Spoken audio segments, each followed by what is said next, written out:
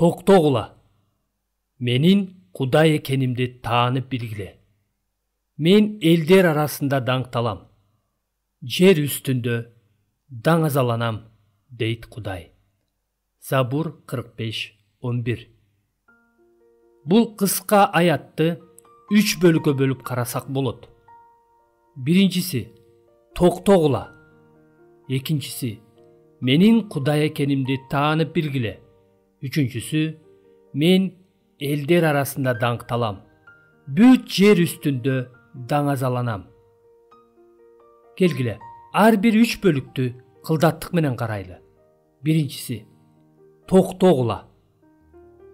Муну менен Кудай бизге эмнени айткысы келет? Бүгүнкү болуп жаткан кырдаал аркылуу Кудай бүткүл адамзатына бир нерсени айткысы келип жаткандай. Айырмасы жок. Улуусуңбу, кичүүсүңбү, жашсыңбы же карысыңбы, аялсыңбы же эркексиңби, байсыңбы же жакырсыңбы. Айырмасы жок.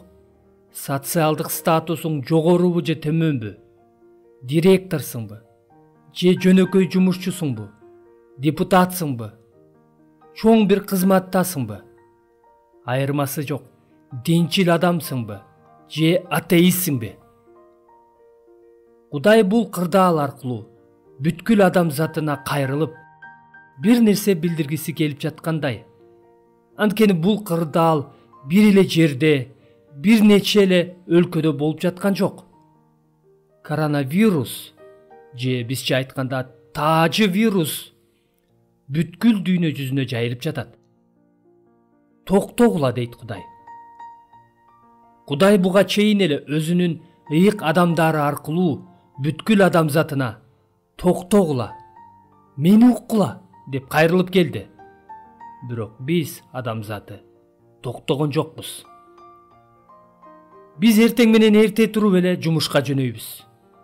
Кечине келебиз да телевизор же телефон чукулап отурабыз. Жубайбыз. Балдарыбызга жетишээрлик убакыт да бөлбөй калдык.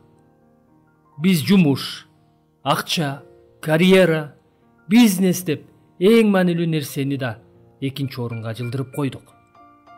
Өзүбүз ички туюмубузда үй бүлөгө көңүлдү биринчи бөлүшүбүз керектигин билсек да, кылыш керек эле деп кылбай келдик.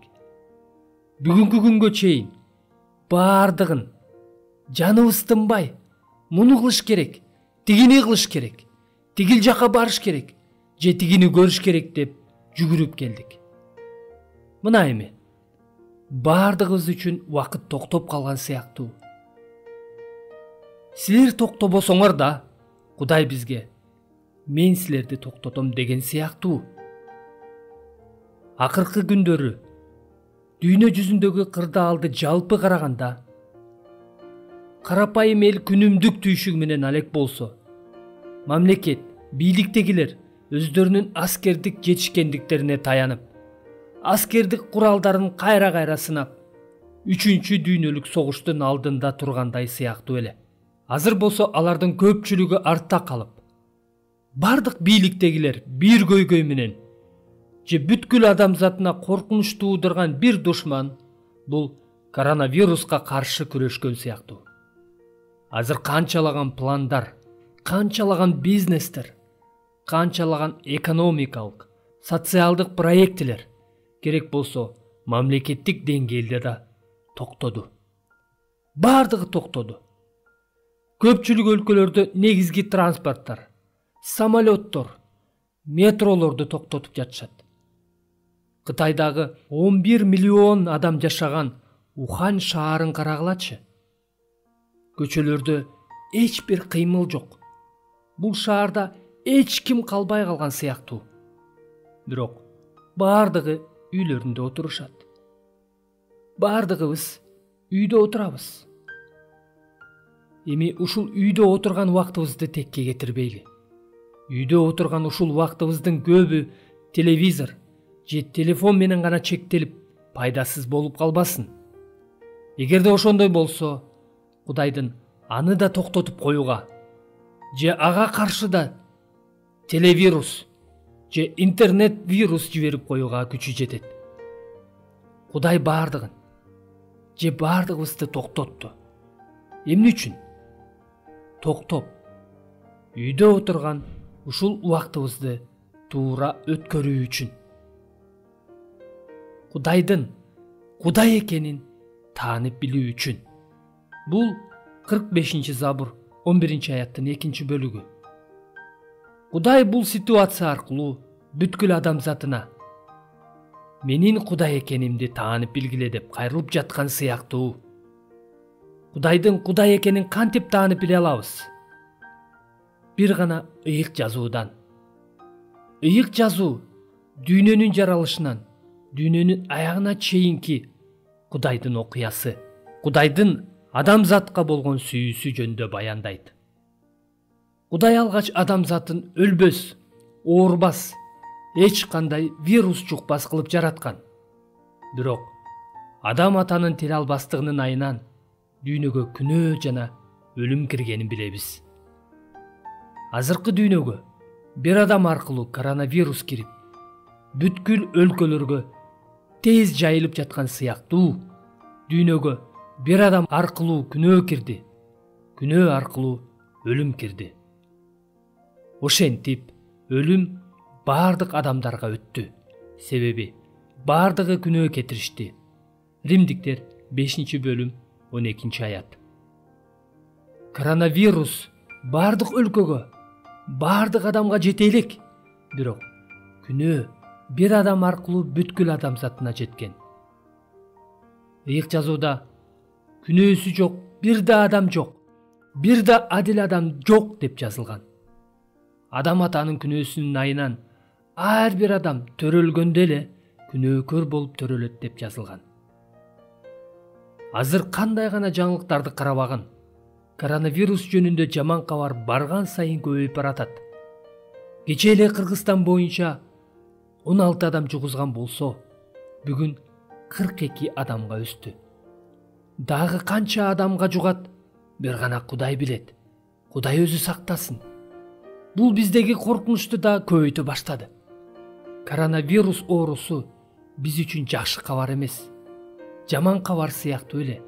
Күнөө жана өлүм коркунучу биз үчүн андан да жаман кабар. Бир адам, эгерде адамзаты коронавируска каршы күрөшкөндөй эле күнөөгө каршы күрөшкөндө, биз алда канча жакшы, бактылуу жашамакпыз деп айткан экен. Күнөө бул жаман кабар. Анткени биз жогоруда караганыбыздай, күнөөнүн натыйжасы өлүм. Бирок биз үчүн жакшы кабар да бар. Анткени күнөө үчүн жаза өлүм, ал эми Кудайдын белеги, Теңирибиз Машаяк Иса аркылуу берилген түбөлүк өмүр. Римдиктер 6:23. Ыйык жазуу биринчи жаман кабар, андан кийин жакшы кабар бар экенин күбөлөндүрөт. Жаман кабар бул адам күнөөкөр экени, күнөөнүн айынан ал өлүмгө дуушар экени. Ал эми жакшы кабар, адам канчалык күнөөкөр болсо да, Теңир Иса Машаяк аркылуу күнөөкөр адам түбөлүк өмүргө ээ боло алары жөнүндө.